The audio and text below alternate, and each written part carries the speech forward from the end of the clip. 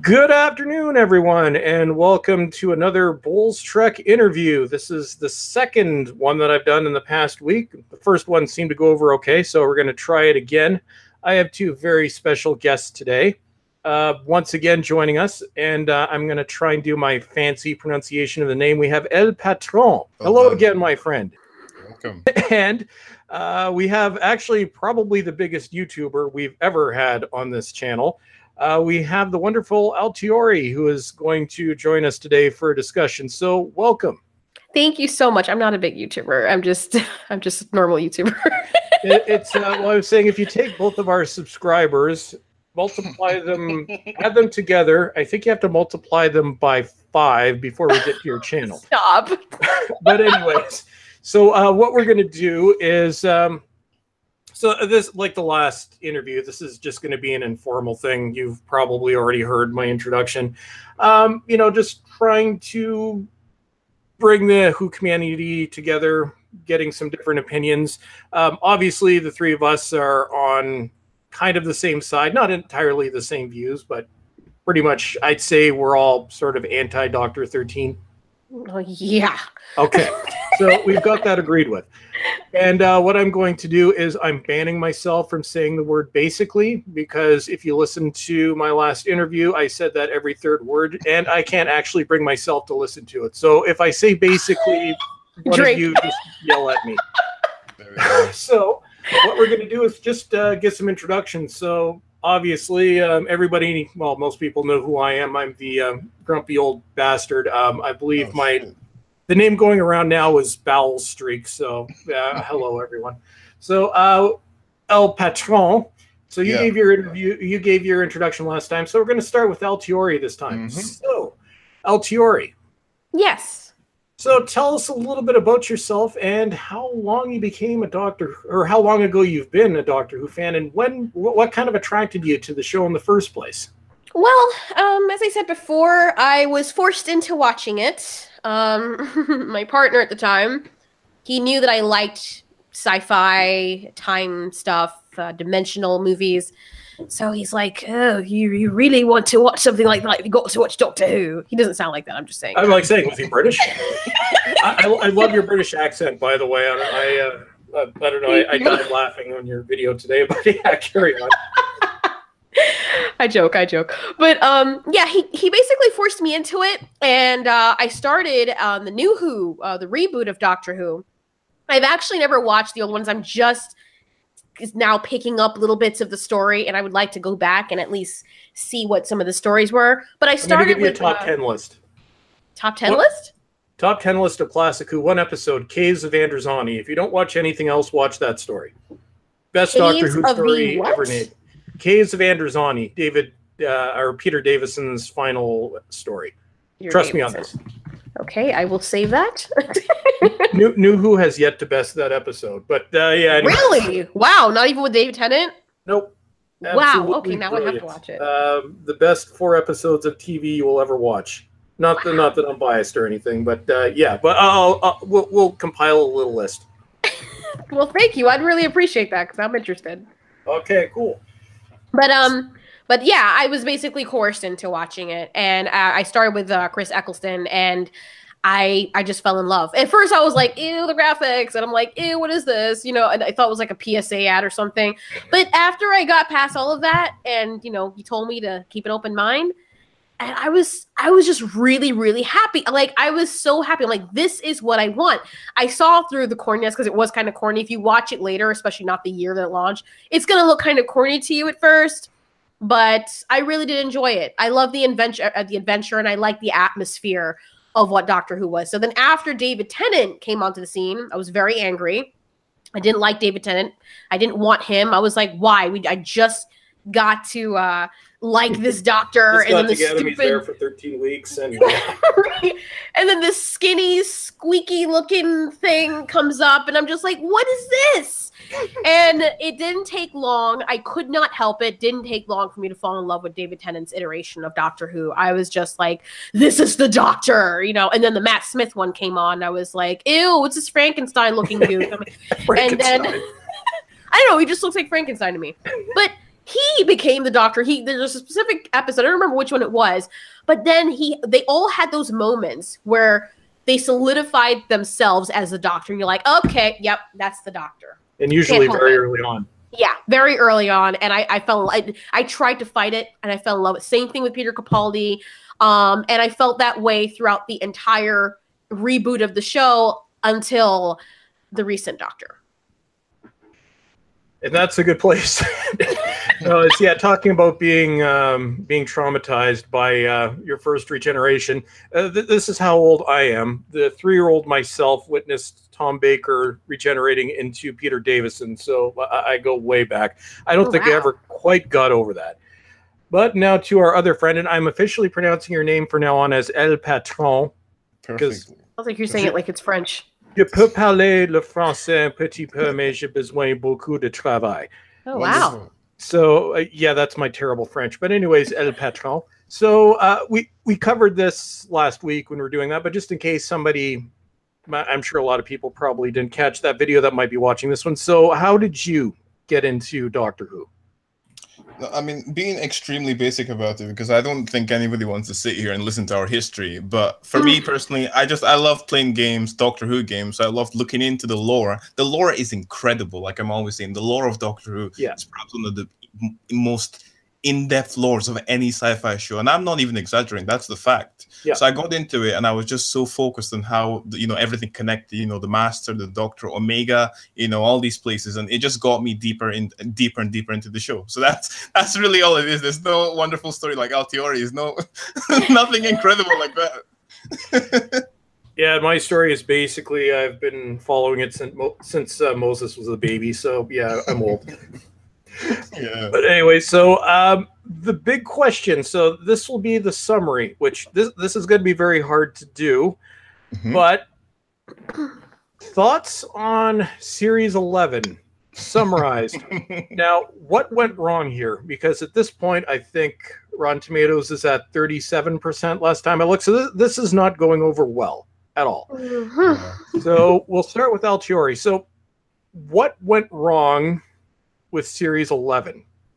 I'm assuming it's more than one thing. Maybe I'll just start with one thing. They chose the wrong everybody. Yep. Except for Graham. I do like Graham, but he's I the do only like bright Graham spot. too. And honestly, if they had for example, if he was with Matt Smith back in the day, or even David Tennant, and if he was paired with anybody, he would have made a good companion. Yeah, he was given some good lines. Yeah. But and Ryan himself isn't so bad either. If I'm going to rate them from, best to worst, I'll put Graham and Ryan, and yeah, that's it. Because I'm not going to acknowledge the other thing that they're calling a companion. You mean the non-companion that's just kind of there? Yeah. Yeah, the one that's not really existing, but, we don't talk about that one. So, Graham and the Tosin guy, they're actually okay. You can see that they would actually make good companions if they were given good dialogue and good lines. And the only time I really saw Graham, with his good lines is the part where he had to go back and with the mirror episode with Grace. But yeah, but still for this, because everything, even if we have these companions, because of the person they chose to play the Doctor, the writing and everything, it was put together in a muddy, chaotic way. I would just say no, nothing works together. Nothing good worked together in the show. And I really tried to give it a chance. I did.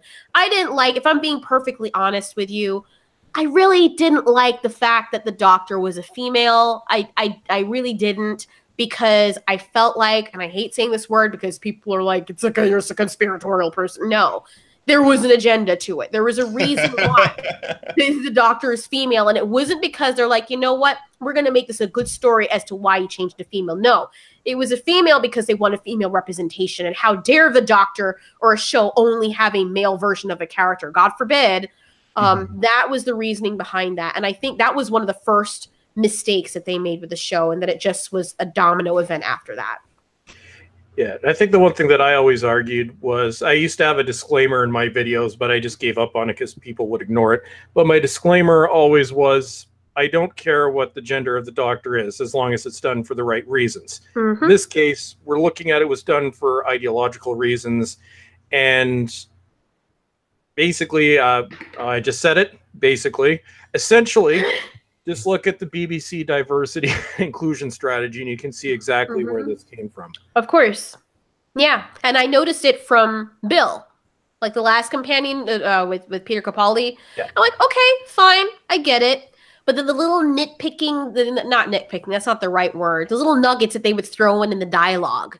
Yeah, every episode. Especially from Bill's point of view, it's like, oh, I see where this is going. They were a little bit more subtle with Peter Capaldi's episodes, but I saw it and I knew what was coming. And dare I say it, it's not even that I would be averse to the Doctor. I don't like the fact that the Doctor's a female. I don't. But if they had someone like Missy, who the Master, playing the Doctor, I would have forgotten. Michelle Gomez. Yeah. I love it because it's natural for humans to like a certain pattern. That's nothing wrong with that. If I come in one day and you have a certain face and I come in and now you have 3 eyes on your back and chest and face now, I'm going to kind of feel weird about it. Like it's not something I'm used to, but at least if it's palatable, I will accept it because it's like, okay, I'm getting entertained. This is a change, but it's a good change. In this case, it was a distasteful change. And that was my main issue with it. Sorry, do you mind if I just cut in there? Oh yes. Go ahead. Alteori, the thing is, I've seen a lot of arguments about what you just said coming from women, and I want to know what you think about this. A lot of women would say to you right now, in response to what you just said right there, that women, you should be happy that women are getting more roles on television. A lot of people would say that to you. And what do you think about that? I never asked for that. Really? I never asked for that. Like, you know, and I'm sorry, I'm not angry. I know if it comes off like I am angry, I'm just passionate. I'm not, I promise. Passion is good. I'm not trying to be ranty, but, you know, females are getting more than enough representation right now. If I may say, they may be getting a little bit too much to the point where it's freaking annoying. Oh, shit. And as a woman, I can say that. Look, men like to see women on screen. You know, they like to see men too. They like a good adventure. They like a good story. If I'm just seeing, if I'm watching something and it has a good story and it has a guy in it too that's kind of attractive or entertaining, that's also good for me to watch. Why the heck would I want to see more broads on TV? There are already many chick flick shows. I think there are more chick flick shows than there are shows or movies in general. Why do we need more of that? Especially for something that was specifically for males. And maybe I'm being biased because I grew up a tomboy, but it was annoying to me when I would have certain toys and I would play with the boy toys. I love the fact that boy toys were boy toys. And I know it sounds weird. You know what I mean? Toys that boys play with. Like the Nerf guns. And everything the guys had, there would have to be a girl line for it. No, for the girls too. Yeah. But whenever the girls had something, oh, no boys allowed. But it was always this inclusion factor where girls had to be included in everything and nothing could be just for guys. So, of course, now that we're having this thing with female representation, it's kind of trickling over from that nagging sensation that I had growing up. And it's come to the point where it's so painfully cringe that I get really nervous when I see women in TV shows. Like, it sounds stupid, but I always feel like something's going to come out of their mouth. Yeah, it is. Like, where's this going? Don't. Like, you know, exactly. And it was the same thing with the Doctor Who episode just recently with Jodie Whittaker, the Morax episode with King James. And I was hoping, because I'm like, okay, it's a time when women weren't, you know, in the position they are now. Please don't say anything. Please don't say anything. Okay, they skip past one scene. Okay, cool. It's a woman that's drowning the people. Good. Yes. Then it turns into, you know, oh, how could they treat women this way? I'm like, really? Are you freaking serious? And it made it so annoying because the Doctor, back then, people wouldn't really think that because it was their culture. And Doctor Who is at least centuries old. Okay, maybe there's some lore now where it's like, oh, he's millions of years old. But you've been around for a long time. You've been on Earth in many different timelines. Exactly. Why is it a surprise to you that women are being treated this way? Perfectly like, said. I don't understand. Yeah. It's just like you're the same character. You've got the same memories. Why is this just occurring to you now? Like, it's so jarring. One minute you're a different character, and then you don't have any idea who you are. The next, oh yeah, I remember them. For real? Like, it's just so, it's really annoying. It really is. It stresses me out. Yeah, that's one way of putting it. And I think when we're talking about female representation, which I think it's perfectly fine, but when we look at the 3 big franchises, which let's be honest, they're geared more towards young men than they are young women. You have Star Trek, Star Wars, and Doctor Who, all three, which I go at pretty heavily on my channel. But all three of them are now female-led. So it's, where is the balance here? And I think it was actually Nerdrotic, Gary, on his channel that phrased it perfectly. Doctor Who is no longer a show for everyone. It's a show for girls. And that's where the fundamental changes happened. Mm-hmm. Now, the next question is, and actually, El Patron, did you want to add anything there? See, I'm still doing the cool pronunciation of your name. The thing with Alteori is you ask her one question, you want to go and say the good stuff, but she answers everything. Yeah. Like, bloody hell. Oh, no, that's okay. Yeah, go on. Well, the next question. So what we'll do, El Patron, I'm going to keep saying your name that way. So it's going to become a meme. Okay, so we'll start with you. So the next question is specifically, so we're looking at the reasons and everything, all that kind of stuff. The 13th Doctor herself. Now, I know you've seen all the new Doctors and some of the original series Doctors. I'll give you my top 10 list as well. But how does this iteration, setting aside gender, setting aside ideology, setting aside all of that kind of stuff, how does this Doctor compare to, say, the previous four that we've had in New Who? So Eccleston, Tennant, Smith, and Capaldi. I can summarize it very simply, and I'll just say that this Doctor is stupid. Now, everybody attacks me for saying this, but the reason is, like, and you've explained it too. Yeah, Alteori said it perfectly. I mean, this Doctor, keep in mind, the Doctor right now is over 4 billion years old, right? He's experienced a lot of stuff that people try to forget.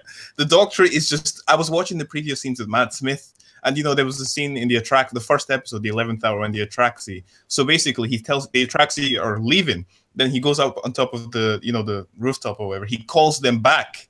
He doesn't give a shit. He calls them back, and then they come back, and then that scene was unnecessary. But he was just basically warning them to never come back here to this planet again, and they ran away. And then I was just thinking in my mind, in the scene where it says, "Is this world a threat to the Atraxi?" Imagine Jodie Whittaker standing there saying, "Is this world a threat to the Atraxi?" They would kill her right there. Watch the trailer for the Christmas special. She actually does have a line like that, and it's just so flat. It's hilarious. But there are ways they could have done this.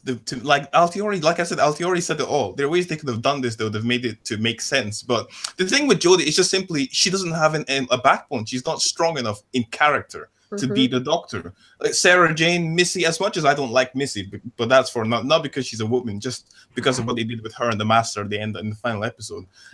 Missy would have been a great Doctor. All these other females would have been great. Even, and I know you guys will hate me for this, Yasmin Khan would be a better Doctor than Jodie Whittaker, honestly. Sorry, who would be better? A little bit over. I honestly love her as a character. I think you guys may be looking a bit too much into this. I think Yasmin is perhaps the best companion. Oh, you said Yaz. Yeah, Yaz. Oh, yeah. She doesn't have any lines though. Like she's very she's the Pokemon that's walking behind everybody else and only comes out when there needs to be action. I think it's just the way she's written. Yeah. It is the way she's written. And it's the same thing with Graham. Graham is a fantastic actor. You can tell. But they're given these lines. It's just like, what are you doing to these people? I personally don't like Yas as a character because, okay, she's a cop, right? Is she a cop? Police, but yeah, she's a cop. I can't remember that she's a cop because there's nothing in her behavior that reminds somebody me of once that. And you got away. Because usually when they mention their occupation, it comes in handy at some point in the show. Yeah. I don't see that with her at all, whatsoever. Actually, in the Rosa episode, there was a scene where I think the Doctor makes use of that. Apparently, anyway, when they were looking for something, she tells Yas specifically to do some research, and then Yas starts pinning stuff onto the wall. So I think that's the closest they would come to experiencing her. Yeah, but dude, like 4-year-olds do that. That's not something that's specific to a cop. Like if she was a detective, I could have been okay. Maybe that makes sense. But no, there are 4-year-olds that make better Venn diagrams and stuff like that than we do. Like that's not that wasn't. Yeah. So that's all I think. Written properly. Well, it's Well, she was pretty quick to correct her father in Arachnids in the UK when he referred to her as a policeman. I'm like, okay, that's the first time this has come up in 4 episodes, but it's a political correction. I don't know. I had a good laugh with that one. That was, yeah, cringe. Well, I think when we're talking about the good actors, I actually have a video coming up. It's one of about 10 that I have that's partially done, but it's where Chris Roth and Alan Cummings deliberately hamming it up in series 11. And the idea was because they're both good actors. And I think they just got the scripts and they're like, to hell with this. So it was just so overblown if you look at it from that perspective. But that's going to be one of my more comedic videos. But yeah, so Alteori. So we've discussed this a little bit. That was sort of El Patron's section. So are you in agreement? This doctor is not working for numerous reasons, aside obviously the gender, just the way the character is. She needs to go. They need to retcon the show. Oh yeah, she needs to go so badly. It's not even funny. Like, I'm not even trying to be mean, but I don't care. You know, she shouldn't be here. Like, I don't even know why she took this role. Maybe because she and Chibnall were friends, or she wanted to prove female power or something, but it's not working. Yeah. Actress, she should also save herself the embarrassment and just leave. Why are they coming back? If we're going to get this long hiatus, why are they bringing back the same people? It doesn't make sense to me. It really doesn't. It's not working. I'm not going to say that she's a horrible actress overall, because I've heard different things. I've heard people say that they've seen her in Broadchurch and she's actually really good. She's okay in the first series. Yeah. Well, yeah. So, you know, maybe does she have the potential? Yeah. But here, this is not the role for her. And that's okay. There's just some people were meant to play certain roles, like Ryan, what's his face? How can I forget his name? Deadpool. See, I can't remember his name because he's Deadpool. Yeah. Ryan Reynolds, they say that he doesn't play Deadpool. He is Deadpool. He is meant to be that character. So, you know, David Tennant, I believe that he is the Doctor. And you can see that it shows because in everything else that he plays in, it just doesn't work. Yep. So that's how I feel about Jodie Whittaker. And it's not even mainly because she's a female, because if someone like Missy was playing as the Doctor, and Missy doesn't come across, she comes across very jovial and playful, but she's intimidating. She's like the Joker from Batman. Oh yeah, Michelle the Gomez crap out of you because the actress is batshit insane. It's actually hilarious. And that's what makes her intriguing. She could have Daleks like right in front of her about to shoot her head off, and she's like, "Well, then I'm just gonna sit over here." And just the way that she acts would completely throw her enemies off. Like, what's going on? And that's why there was charisma, and this Doctor severely lacks charisma. She's boring. She's like a teacher that is the substitute teacher that's just sitting in and watching the kids do their thing. Like, okay, class, but no one really takes her seriously. That's just how I felt watching her. And I was waiting for her to come back and like, let's see if she's going to actually become the Doctor. And it never happened. Yeah, she's a cosplayer. That's how I see it. Yeah, that's how it feels. And it's the theory, it's never been proven, but the theory as to how Whittaker ended up getting this role is Chris Chibnall is lazy when it comes to casting.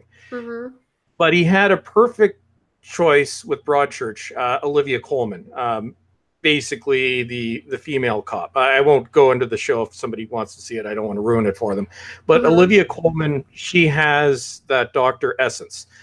Would have been perfect for the role. The rumor is she was offered it and ended up turning it down. Whittaker was basically Chibnall's second choice. From the same show, somebody he'd already worked with. It was like a runner-up. I'm like, okay, I can't have this one. I don't want to look for somebody new. Okay, Jodie, here, you have the role. And it's been a disaster ever since. As soon as her name came up, because I knew who she was before going into this, I'm like, what in the name of hell? The day they made the announcement, the name comes up, Jodie Whittaker. I'm like, this shit. That's just how I can describe it.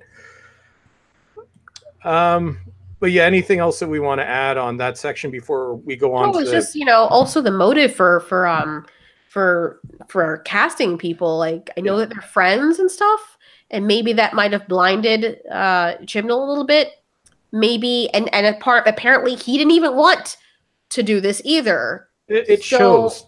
Yeah, you can feel it. There was no passion behind the season, and I know people get angry, but It's the truth. Like, if we're fans of the show, and I know that's going to come up later about the fandom and stuff, why would we come out and just pick on a show that we love just because we're fans of it? So we're not going to do that unless something is terribly wrong. And we're not going to blindly accept it either, because if you are a true fan of the show, then you would be concerned when something is interfering with that show, when something is changing it. Yeah. It's basically something that we care about has fallen into mediocrity. The same thing happened with the Star Trek franchise in the later Voyager, early Enterprise episodes, where it's like, it's something that we care about and we're angry over what's happened to it. It's exactly what's going on with this show. We're all Doctor Who fans. We've all been following the show for a long time. We can see what's going on with it. It's glaringly obvious where the mistakes are, where the problems are. And that's kind of where we're going to go into the next question. Now, our friend Patron has had some experiences with this in the past week, probably more so than the rest of us. But speaking of Doctor Who fandom, and there's always been, since the new series came back, there's always been a divide to a certain extent, old Who versus new Who. Which do you like? Do you like both of them?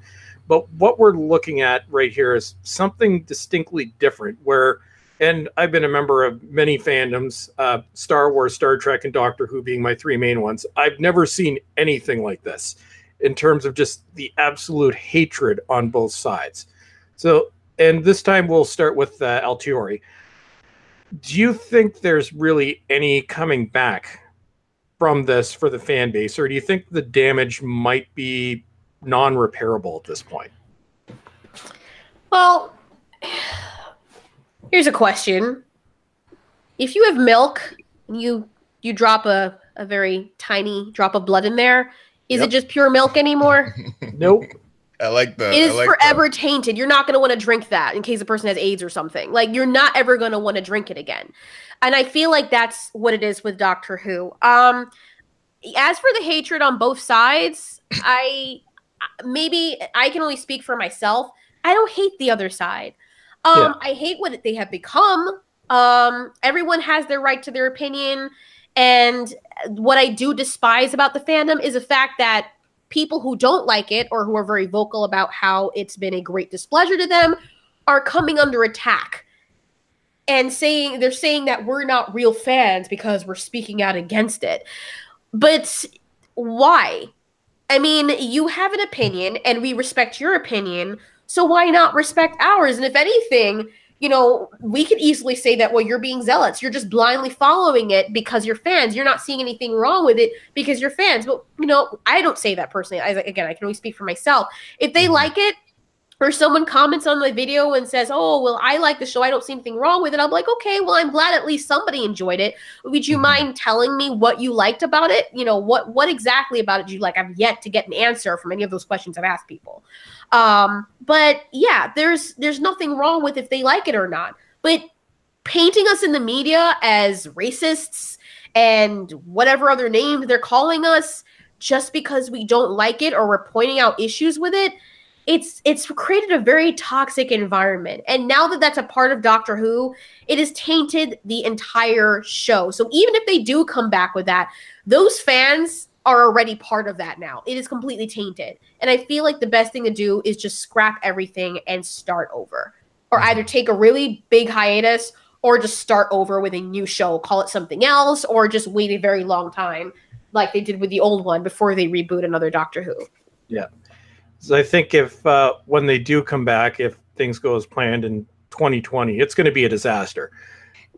Yeah, especially if they come back with the same people. Yeah, and unfortunately at this point, I think they are, and there's no way out of it. But it's I don't know if I can drink milk again after thinking of blood in my milk after that last analogy, but but it is like that. It's fandom, it's not something that, well, maybe for some people it is, but for the rest of us, it's not something that our entire life revolves around, although people have accused me of that because I put up a lot of videos on it. But it's, we've got other things in life, so why would you want to continue supporting something that brings nothing but unpleasantness And being a Doctor Who fan at this point, it's not fun. And you've got the one side where if you love the show, then you've got people saying, okay, you're a cuck or whatever.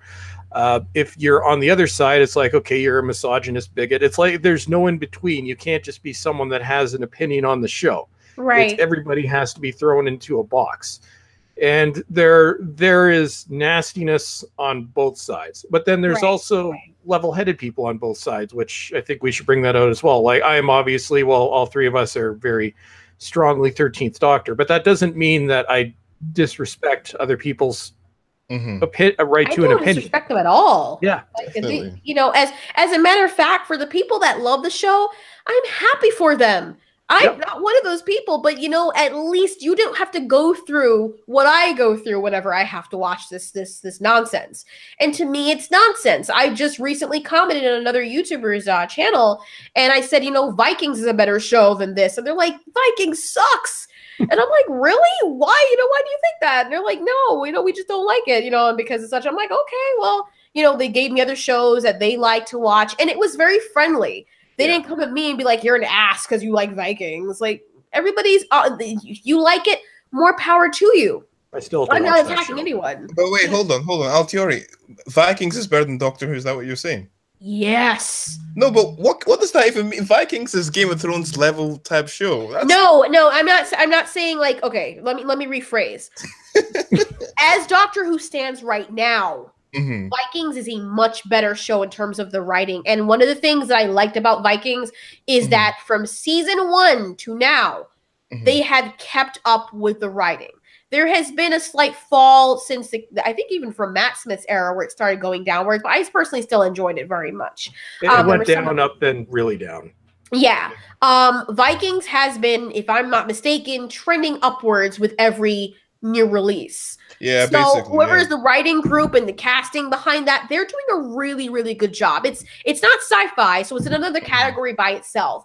But as an example, the writing has been consistent and so much better than a lot of these other shows. And unfortunately, it feels like Doctor Who is also headed in that direction. Maybe it's because I use a whole bunch of different writers. I don't know, but something needs to be fixed. They need to take an inventory. They need not to come back with the same characters. And I know why they're probably doing that because of the backlash. I mean, I really strongly feel that's the reason. If that's the case, they're thinking, maybe we just wait a little while till people calm down and then come back and try again. But if that's the case, they should just scrap everybody. Scrap everybody. Yeah, and that's the argument that I made in my last video. It's the only way to fix it at this point is literally get rid of everybody that had anything to do with Series 11. It's like throw the milk out. I don't want to touch milk again. Start again from scratch. That was one half of the argument. The other half of my argument, which is coming up this week, is does Doctor Who need to be canceled or go back on hiatus? I think that's the view that I support more at this point because I think the show has been damaged. You could come back with David Tennant, Russell T Davies, the most brilliant series ever in a year. It's going to fail because everything is so polarized right now. I don't want it to go away for another 16 years because I lived through that whole 16 years and it was terrible. But I think maybe 5 or 6, maybe even 10 years might be enough to reinvigorate, and then don't do a reboot when it comes back, but just kind of pick it up again and rebuild the quality. How would they do that though? Like if they pick it up again, what would they be picking it up from? Jodie Whittaker? It could be similar to the way they picked it up in 2005. There's when you're looking at the time frame between 89 and 2005, there's kind of 2 periods in there. So you have the last Doctor of the original series, Sylvester McCoy. We have the one-off TV movie with Paul McGann in 1996.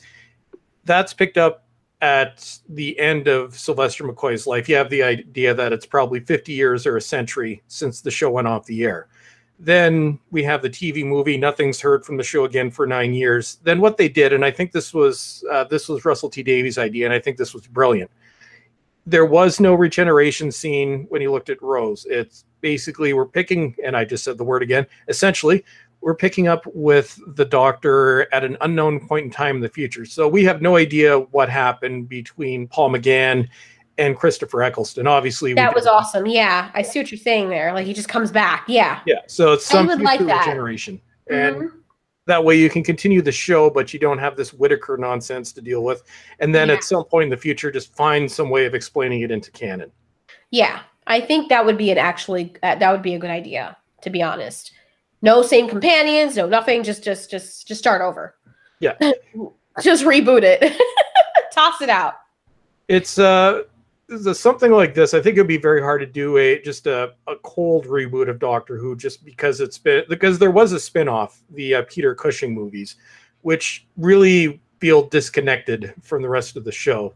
And I think because there's so much history behind it, the only way to do it would be a soft reboot where it's a continuation but completely divorced from everything that we're looking at right now. Right. Do you think that anything that happened, if they were to do that, do you think that anything that happened in Series 11 should stay canon? I don't know if they've done anything that's completely canon destroying. Well, the Seven Grandmothers thing was just ridiculous. But in terms of things that can't be written off, the most destroying or canon destroying thing that I think's ever been done in Doctor Who was the 1996 movie where we have the revelation that the Doctor is actually half human. That was completely retconned out and never mentioned again. So, other than really terrible stories and a very unpleasant iteration of the Doctor, I think in terms of canon, in terms of development, I don't think there's anything that, within this context of the story itself, I don't think there's anything that can be undone. Problem is the other side. Can what they've done to the fan base and the image of Doctor Who worldwide, can that be fixed? And that's another question. I think it can.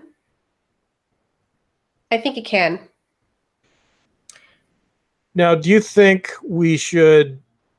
the Doctor should ever be female again? Or do you think from now on we should just go back to lore before Stephen Moffat changed it, where the Doctor is solely a male? Or do we think if we have a decent female actor, do you think this experiment should be tried again? Honestly, I think the Doctor should stay male, at least for now. Reasons, because that is who his character was. I don't know of any time, and I've read up on it, and I may be wrong because I don't know everything there is to know about the old original Doctor Who's, but I didn't read anywhere where it said, oh yeah, the Doctor can change into, female or whatever. That was only something I've recently heard of, and I haven't been able to find a source for that yet. There is no source. There is no source for it. Yeah. Someone claimed it was in an episode, one of the old Doctor Who episodes, and I asked him if I could have the episode number or whatever, so I can go back and watch it personally. Because if there is, I really do want to know. But as far as I was concerned, no. Like, you change into different clothes, but you're still a male. Like, he had a family as far as I was concerned. So it was just... Exactly, yeah. I don't really understand. It's like, and as I gave this example already, but that's like taking Kal-El or Superman and just deciding, like, 6 years down the line, you know what? We need more female representation. So we're going to make Superman, because technically he's an alien too, we're just going to make it so that he could have changed into to female or regenerate back into a female or something, and people just accept it because technically the lore could be this because he's an alien, so he doesn't fit to the confines of Earth. And I'm just like, really? No, I fell in love with Superman for being Superman. I fell in love with the Doctor for being this heroic paternal figure that was just badass. If I want a female, I'll go watch Wonder Woman or something else that caters to that specific character. And maybe the taste is rancid in my mouth right now because of the motive for why they changed the Doctor to female. And go ahead, Del Pepper. Yeah, this is sorry about the cough there. He's choking on it. All three of us are sick. I apologize for not talking much today. I'm usually more active. I'm just not. I'm really tired right now. No, okay. this environment is where I mostly come in, the whole Doctor changing gender thing. I did a video on this. In the whole history of the entire Doctor Who, there's never been a fact that Time Lords could change gender. Now, the reason is quite simple. There was Time Lords and there were Time Ladies. Now, back to your point about changing Kal-El to, you know, female. What those Doctor Who fans would say to you is that Kal-El isn't a Time Lord, an alien who can change the gender. However, the thing is, like you said, the way they introduced this thing, it's the motive behind it. They didn't do it for a possible reason. They pushed it in there for, I don't even know the reason. They did it because I think they were bored. You know the reason. It was. You know the reason. Yeah. But it was a white male, you know, always having a big role in something, and how dare, you know, just a white male have something. But that was what it was about. I didn't even think about it. That was the farthest thing from my mind with Doctor Who. But yeah, I completely see the motive behind it. And people have called me out and said, "Well, you're just trying to find a reason. You're just obsessed with PC conspiracy." I'm not obsessed with it. It's what I see. Like, I cannot, when I see something, I'm going to call it out. If I see 6 cats on the street, I'm not going to be, oh my God, there's 6 cats on the street. No, you're just choosing to see 6 cats on. There's 6 cats on the street. Like, it's, and even the people behind the studio, the cast members, even they are saying those same things. Are those an illusion? Did I hear wrong? Or are these people not saying these things? So if the people themselves are saying, yeah, this is the motive behind why we need to do this, if their actions are showing that throughout consistently, then you would be a blind person or in complete denial to say otherwise. Definitely. And Balstrick, if I can directly ask you a question. Yeah. Because as you all know, I'm a black person. Not that it's anything important, but I want to ask you as a white person, because I've always wanted to. I don't know why I've never asked anybody this question. As a white person, a white male, how do you feel about Doctor Who right now? I mean, how do you feel it addresses you, especially with the Rosa episode? Because it's not looking too good for you guys. I'm not trying to be. It's looking bad. Now, in terms of myself actually being offended, maybe because I'm old and grumpy at this point, but I'm not someone that offends very easily. It's more like you can like go into my comments section. I guarantee right now 5 people are probably writing very nasty things about me. So in terms of taking it as a personal insult, like I'm not really going to get offended. The problem is it's so apparent what's going on. Where when I look at an episode, and Rosa and Arachnids in the UK, I take that as a 2-part episode, which it's an attack on white people, it's an attack on white males, and it's attack on the United States. It's a blatant attack on the US. Doctor Who now is very anti-American, which that doesn't affect me anyway because I'm Canadian, as most people know. But as a white male, does the show speak to me? No. I'm not offended, as more irritated. I see. Because we see all that the show could be. I've been following it since 1981. So I've seen what the show can be. We can watch the old episodes. Rather than focusing on quality, why are you focusing solely on this narrative? And also from a marketing point of view, this is just asinine. Because it's a fact. Doctor Who's fan base throughout its entire run, those that have kept it alive have been males and predominantly white males. I can look at my YouTube channel just as an example. I've been covering Doctor Who in one form or another for 10 years.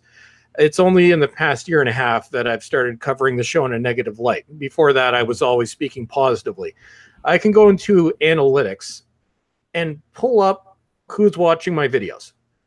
On average, my channel is between depending on the time, but my channel is typically between 90 to 95% male, 5% female. And this is data gathered over 10 years, which predominantly focused on my DVD collection. But you go to any channel that covers Doctor Who, it's going to be the same thing. I go to my Star Trek videos, it's even higher. It's 99% male. Star Wars, they tend to be around 80%. So Yeah. from a business point of view, why would you do this? It's a few months ago, I used, it was in one of my Star Wars videos, but I used my example of shit crackers. So basically the story goes, and you can apply this to Star Trek, Star Wars, and Doctor Who at the same time, simultaneously, because the same thing is going on with all three franchises. So you have a cracker company.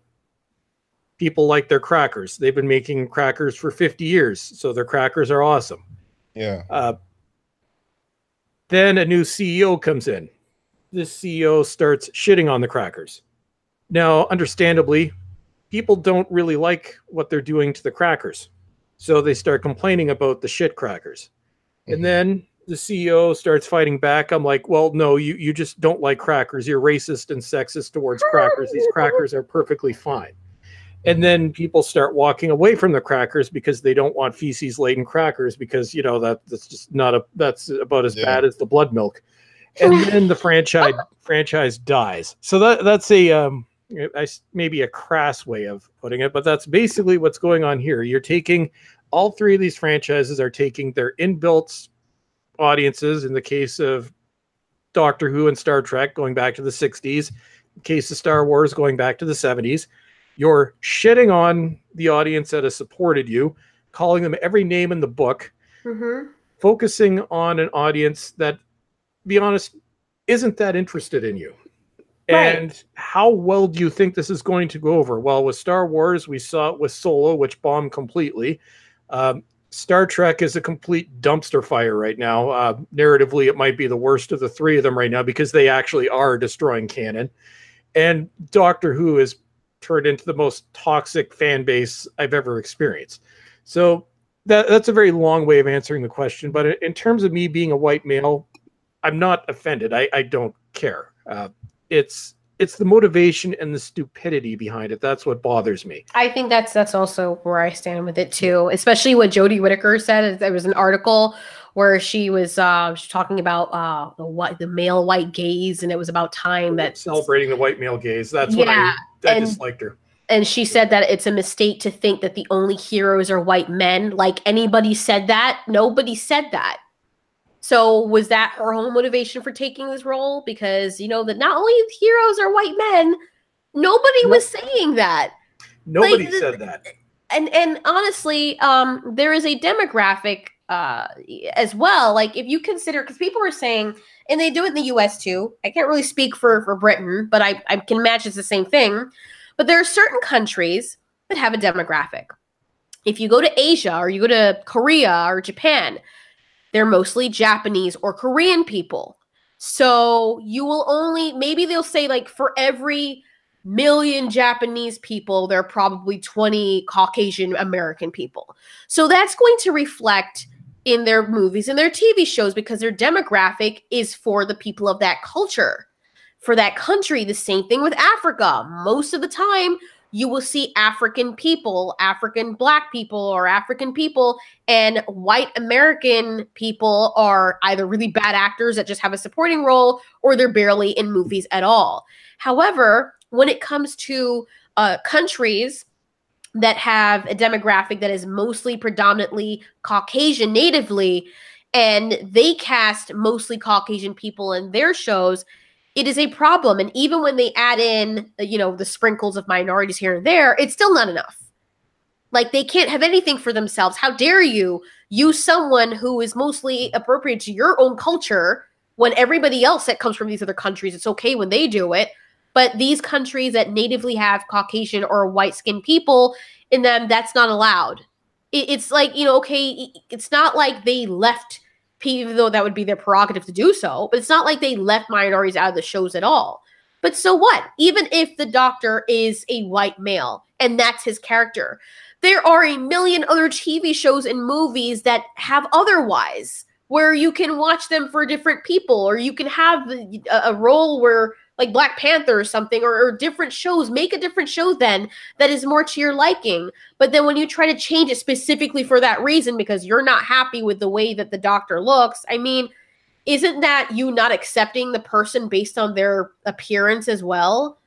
Like, if his character is just that and that's who his character is, why bother with it? Like, I mean, why bother trying to change it? And I'm not saying that change is wrong. Don't get me wrong. I'm not saying that change is wrong. But when people start to get pushed down this road of, we want more representation, and then you start to give them an inch, and then they get more, until the people who are native to the country that they own start to be pushed out of their own culture.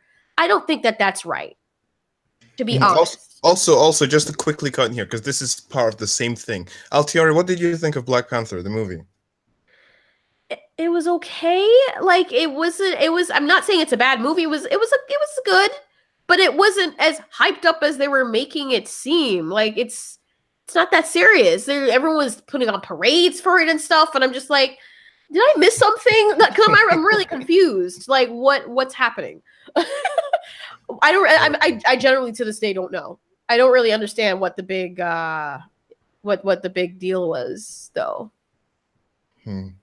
Okay, fair enough. That's well, good. maybe you could tell me. I mean, I honestly don't know. No, I mean, from my understanding, I don't want to get too deep into this. Like, I mean, I am the only black person that exists in my vicinity or in my country, even, that seems to be a bit, you know, right about this whole. I mean, right side about this whole thing. Yeah. Because I know legit, even my own cousin, I know, you know, they dressed up in the African attire to go see this movie. I think it is the stupidest thing, and I'm gonna get hit here by a few people listening to this, but you're on my channel, trust me, you're gonna get hate. I mean, the fact that, you know, the fact that you have to depend so much on a movie which was made by white people. I mean, of course, at the very top, it was made by white people. Now, I'm not. There's nothing wrong with that, of course. But the fact that you depend so solely on a movie to define your worth, and then after this, there was all this stupid nonsense such as Wakanda Forever. Oh Lord, I could get into this in such anger, but let's get back to Doctor Who. Yeah, at some point we're going to do a Black Panther cast. I think this could be interesting. But it's like the idea is you can't even talk about these issues, which that's part of the problem. Like, I don't know if either of you guys are familiar with Dave Cullen, Computing Forever. But basically, yes, the Irish guy. Yeah, the Irish guy, although you really have to listen because he does a pretty good job of hiding his Irish accent. No, I can hear it very well. Yeah, it depends on how angry he is. Yeah. But, he put up a video, I guess it was about a week ago, discussing the exact issue, and he's in the Republic of Ireland. He was discussing demographic change in Ireland, and he used the example of Japan, where their culture, everything, they're 98% Japanese. Of course. And by even discussing this, his video was put into limited state. So it's like you can't even discuss that. I think one thing that I'd like to bring up as well, just when we're talking about heroes and why we don't have any, you know, I'm obviously a white male.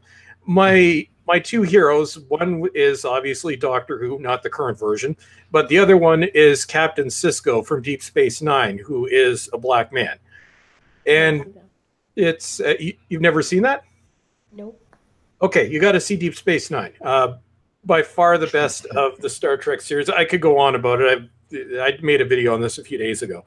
But it's like, hey, so you're telling me that, you know, all heroes are white males, that's all we support? I'm like, no, 20 years ago, my hero was, and the best out of the Star Trek captains was a black male. But somehow I'm still racist here. So it's just when things are thrown at you, or even the sexist thing. One of my all-time favorite TV shows is Buffy the Vampire Slayer. Right? Oh my gosh, you and my father. Oh, I love that show. It's if my DVDs were VHS tapes, I would have worn them out by now. But I'm like, if I was a sexist misogynist, why would I have been obsessed with Buffy? And it is a feminist program, but it's not modern day feminist. It's more second wave feminist. It's not man-hating feminist. Yeah, exactly. It's the kind of women that were badasses, but they still like men and appreciate them and stuff. Yep. You know, they're confident in who they are. They don't have to be insecure to be like, "You're not noticing us." And then when people notice them, rape. You know, I'm sorry. Yeah, it's but like Captain Janeway from Star Trek 2, another example from 20 years ago. But yeah, I think we have to do something on the Black Panther because I'm glad it wasn't me. I was actually the way they were. I wasn't going to go see it. Because the way they were pushing it, I'm like, oh my god, am I like? I don't want to because they're black. That's why. But the movie wasn't even really about that. It wasn't the best movie, but I think it was good. I think they actually did the movie an underservice by framing it that way, because I think even though it did well at the box office, I think a lot of people didn't go see the movie just because of the way they were pushing it in the media. No, of course not. Yeah, that was why it was when I went. I'm like, okay, it was okay, but it's not the way. Why was everyone going all wild over it? I don't really. Maybe it was the African thing. I don't know. I don't know. Wait until Captain Marvel comes out. That'll be good. Like ass. I'm sorry. I mean, and the second trailer, I will give it that the second trailer looked a lot better, but Captain Marvel didn't look better, but the trailer looked better. The trailer looked better. As for the woman, Brie Larson, yeah, she hasn't done much. She's basically the American version of Jodie Whittaker, from what I've seen. Yeah, I don't even know which one. At least, okay, I will give Jodie Whittaker. At least Jodie Whittaker she pretends to have personality. This woman just has none. I call her Captain Grumpy Pants. She's not even grumpy. She's just bland. Like I don't even understand. Like the aliens that they're fighting have more expression than she does. And then she got upset, and then I think she made a Twitter post about, oh well, see, here's some things of me smiling. Like, you idiots. I'm like, you can smile. Yeah, that's great. It's not even smiling. She's just very mechanical.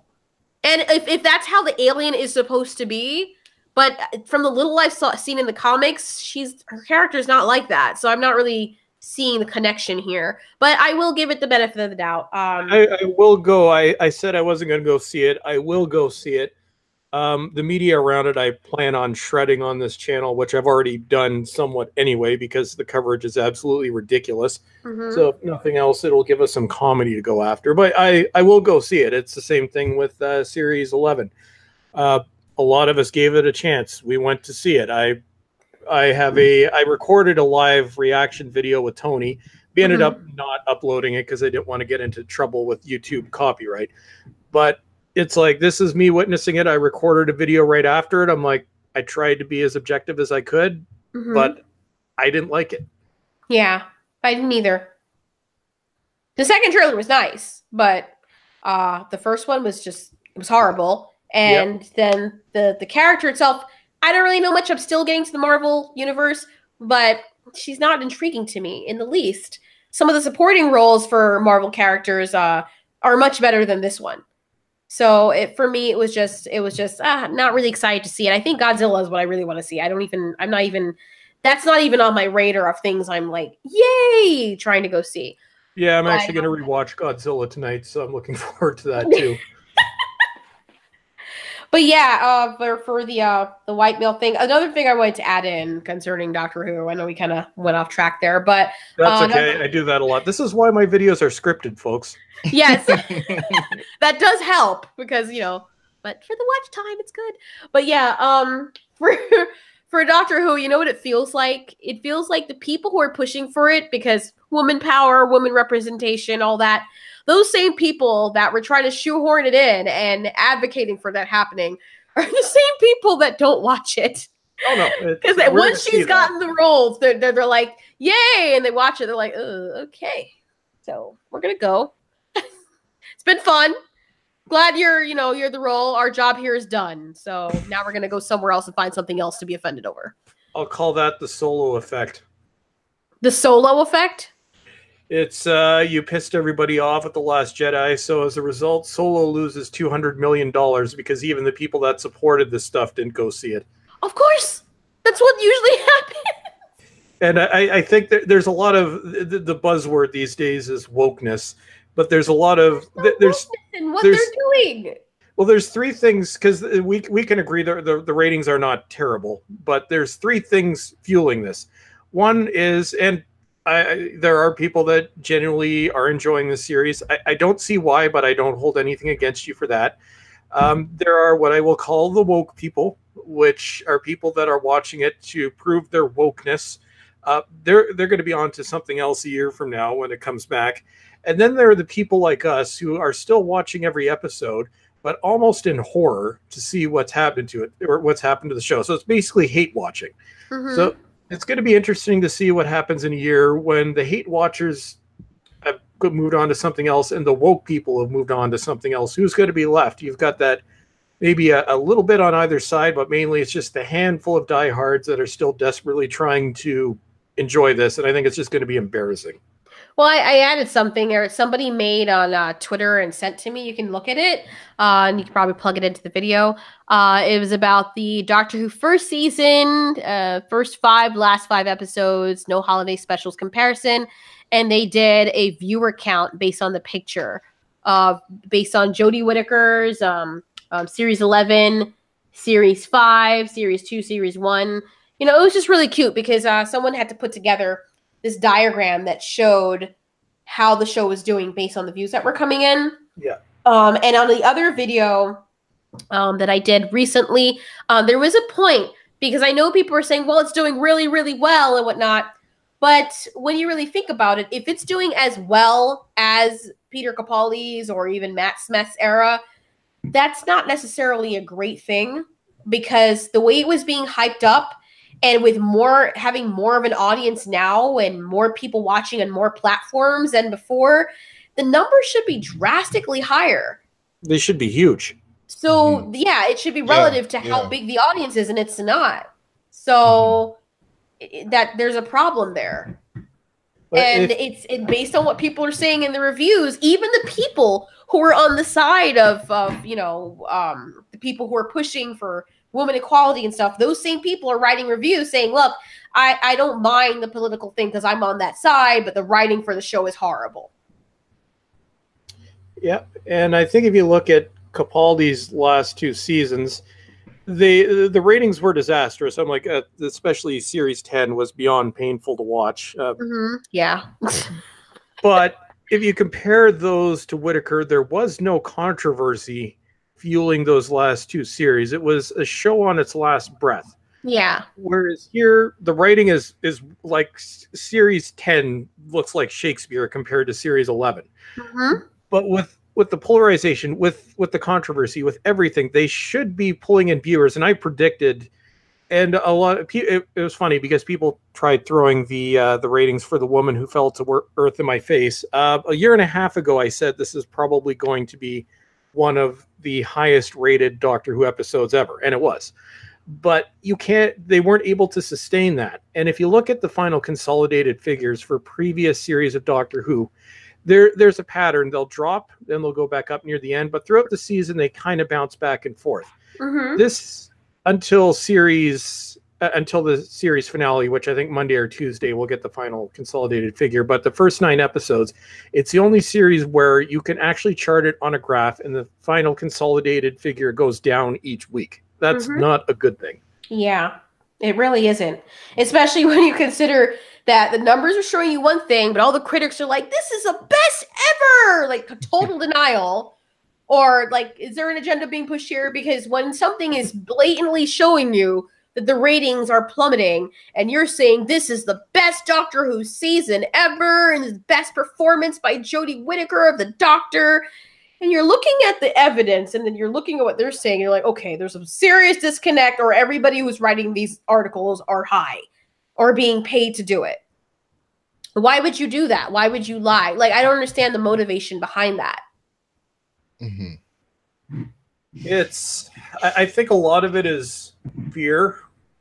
I think that comes into it. Fear of alienation amongst your peers. And backlash in general. Yeah. But they're getting more backlash by doing that, because you're making the fans look like you think they're stupid. Even when they're coming out, instead of, at least with YouTube, I will give YouTube this. With the rewind thing, they came out and they kind of made light of it. They're like, okay, yeah, it sucked. We're sorry. Sucked is an understatement for that pile of shit. Yeah, it was really horrible. But at least they came out with a statement, and they didn't deny it or try to make it look like it was great. They essentially apologize in their own way. And then say, oh, we're going to something with the most disliked videos and have this little contest or something. They at least acknowledged it. The people behind writing the articles or supporting BBC's this Doctor Who season are doing the complete opposite. It's like they're not acknowledging it. Even though people are pointing and saying, hey, we see this. It's very obvious. You can't fool us. No, you're wrong. It's really awesome. It really does taste very good. even though it tastes like feces, but that's just you. I mean, what is that? I don't understand it. And with that being said, all of that, the article, the people, the critics, the fans, the cast, everything just needs to be washed away. The show just need a hiatus. The people need to really figure out what it is that they want to do with Doctor Who. Do you want to continue alienating the fans because maybe they didn't expect to get this much backlash? Maybe they thought they were virtue signaling and this was going to be awesome and they were going to please all the people, the vocal minority that are just offended by everything, and they're going to cater to them and they're going to make so much money off of it, but they did not expect to get this backlash. So what are they going to do as a result? Where do you think it's going to go after this? That's the question. And even though the BBC would never come out and say it, because at this point it would pretty much go against their mandate. But it, as recently as maybe 2-3 weeks ago, we were being told, unofficially but kind of officially, that the show would be back in 2019. Now, we know that the BBC is primarily run by ideologues, but they can't all be like that. This is an institution that up until 4 or 5 years ago was they made the best television in the world. Their television shows, their documentaries, they were all brilliant. Then they went off a cliff. Everything across the board. But my view is there's got to be at least some people left at the BBC that still care about quality. Right. And I think maybe this is why, I think partially this is why the spoilers, but the Daleks are supposed to be in the New Year's special, because they're trying to save face a little bit there. But I think maybe that's why the show has been given this long hiatus. They think they can fix it. Unfortunately, they won't be able to fix it because they're keeping the same team. But my guess is there are people within the BBC that know this is bad and that know when the show comes back, it's going to be a complete catastrophe. And I think it's this catastrophe that some are trying to prevent or hold off.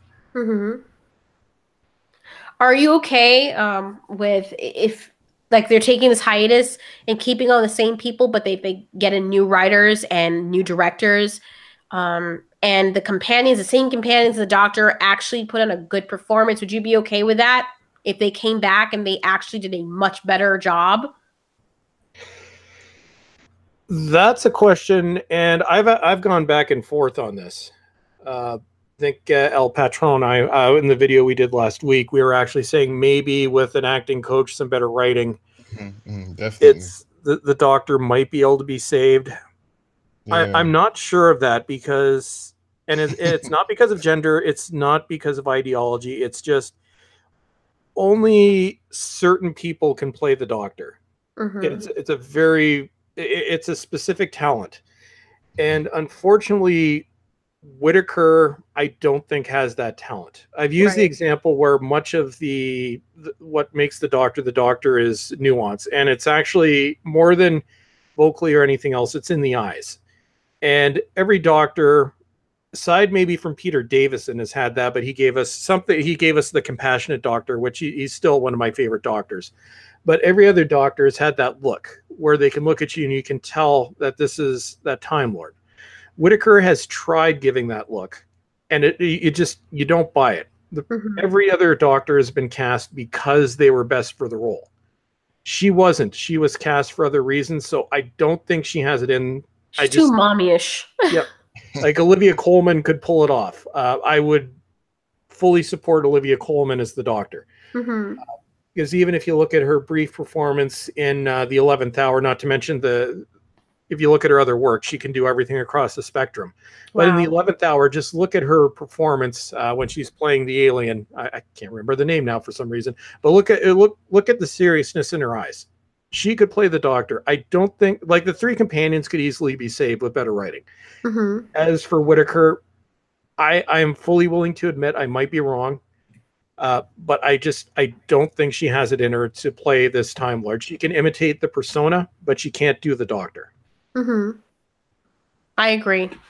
I tried to be, open, saying that because she did get a bad writer. It has everything. Their direction. Because there are cases where in movies and stuff, people have put certain actors under pressure. They have actually scared the crap out of them in real life to get what they wanted out of them. And I don't think that she's been ever put in that situation. Maybe she can't be because she's a doting mother and she can't screw herself up for her kid's sake. I don't know what the case is, but if she had a really, really good director, I do believe that he could bring something out of her, or she could bring something out of her to make her believe she's a doctor. I do believe that she has some potential to.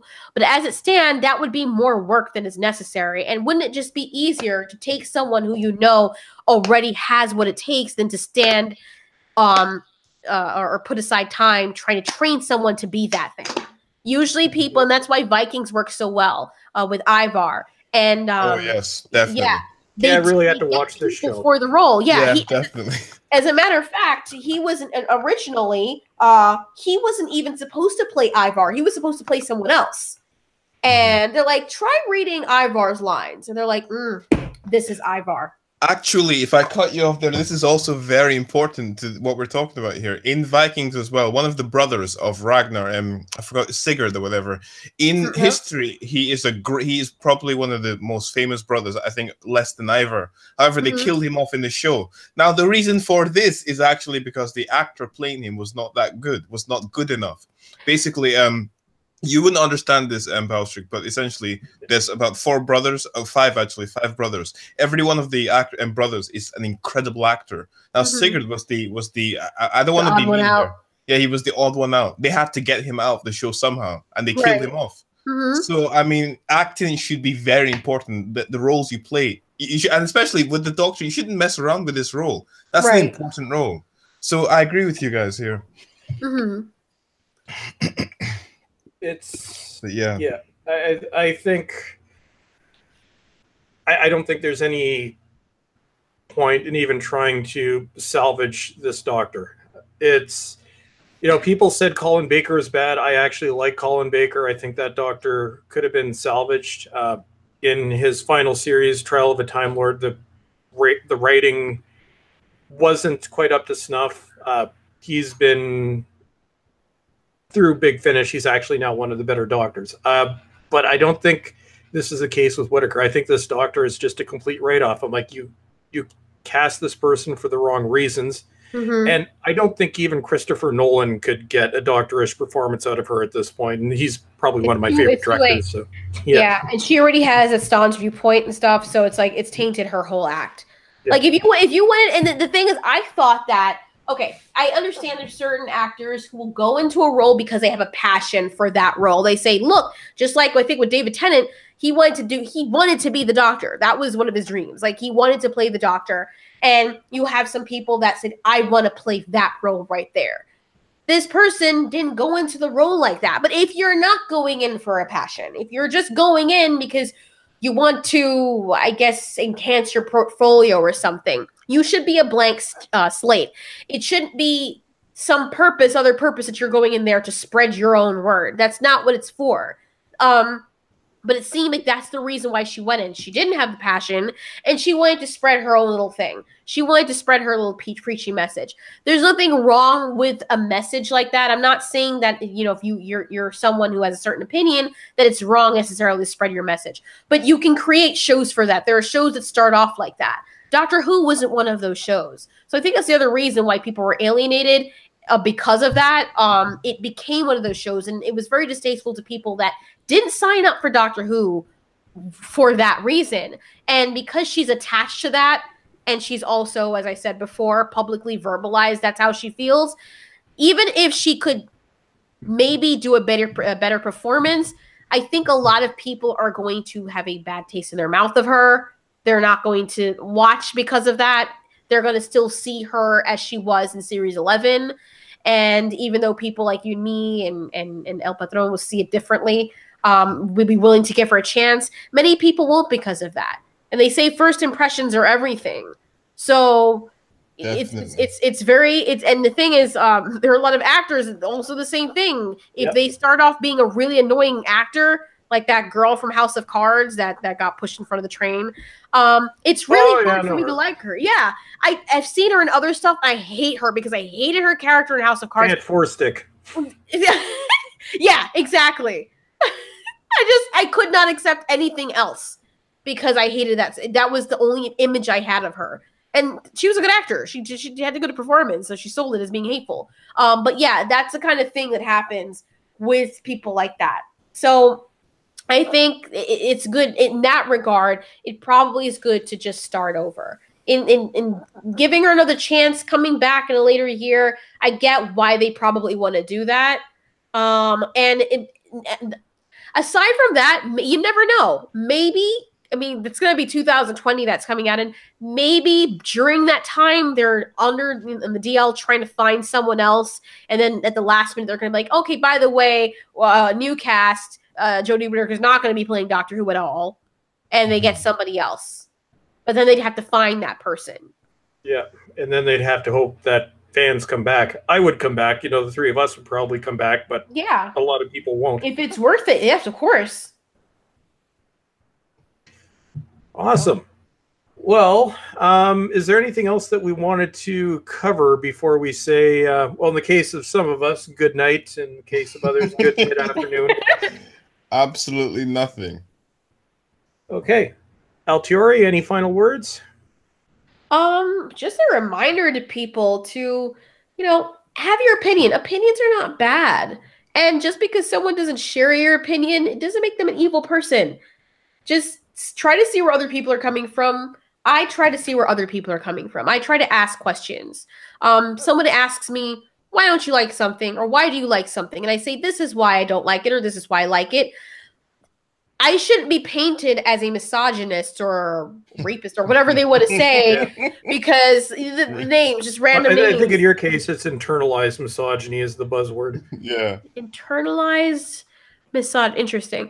Well, okay, look, that's their opinion. Okay, I'm not going to go and attack someone personally. I will attack the show because the people that are doing that to the show, I'm going to attack what's being presented to me. I have every right to do so. But somebody else likes a certain flavor and that's their thing. Why would I attack them for that? At the root of everything, we're all still Doctor Who fans. The people who like the show, good on you. You're a Doctor Who fan. I respect that. You're loyal to the end. The people who don't like it because of what it's become, they're still Doctor Who fans, and they don't like the show being turned to shit, if I may say so. There's nothing wrong with your opinions. If people are on either side, there doesn't need to be a crap-throwing war. Yeah. So that's what I think. I think people should be coming together and hearing each other out and not backstabbing each other when they have interviews. But yeah, we somebody here, as I said, may have experience with that. We won't say any names. Yeah, maybe. So not yeah, possible. But yeah, that's the last thing. That's all I have to say. I don't like when people fight. Also, El Patron, yeah, we'll finally give you a chance to speak. Hey, sorry, I was half asleep the whole way through, so I'm sorry for not talking. It's like past people's bedtime where you are right now. But Alteori, before we end this, you need to say your outro. I think she needs to do it, Bowstreet. She needs to do it. Oh, okay. So so what we're going to do that in words to live by. Let's please keep it to opinions and no personal attacks. I am going to forego my regular conclusion, and we're going to have a special guest do our outro. All right. You want to do your conclusion first? That's about all I have to say. Okay. Well, without further ado, I guess. This has been El Patron, Balstrak, and Alteori. You ask, we answer.